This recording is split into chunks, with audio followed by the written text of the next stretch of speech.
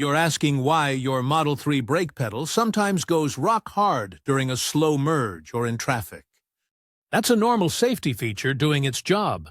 Yes, that hard pedal is by design.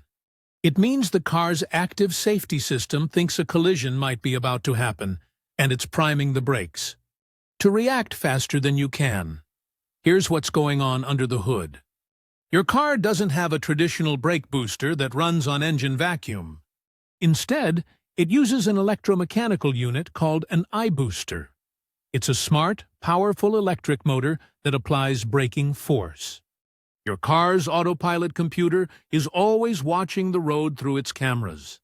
When it sees a high-risk situation, like a car suddenly cutting into your lane or you straddling a lane line in dense traffic, its logic triggers a pre-charge. It sends a signal to that iBooster to immediately build maximum hydraulic pressure in the brake lines. This pushes the brake pads right up against the rotors, removing every millimeter of slack from the system. To you, it feels like the pedal is locked or stuck. In reality, the system is just armed and ready for a full-force automatic emergency braking stop. This is different from a gas car, where a hard pedal almost always means something is broken, like a failed vacuum booster or a leaking hose. In your Tesla, it means the safety system is working correctly. You don't fix this with a tool. You learn to anticipate the car's logic. The system is most sensitive when it can't determine a clear path forward. Try to maintain good lane discipline when creeping in traffic. If you drift over the white line, the cameras can get confused about your intended path, and that uncertainty can trigger the pre-charge.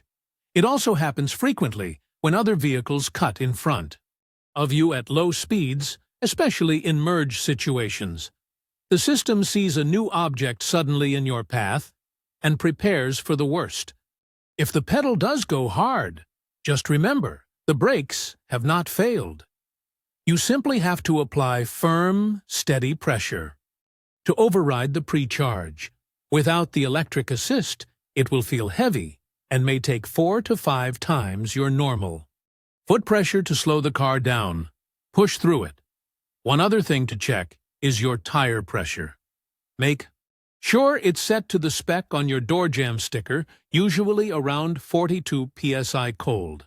While this won't cause the pre-charge, incorrect pressures can slightly alter wheel speed readings, making the stability systems a little more sensitive.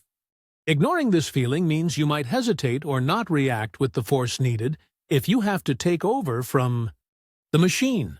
Pay attention to your lane position in slow traffic.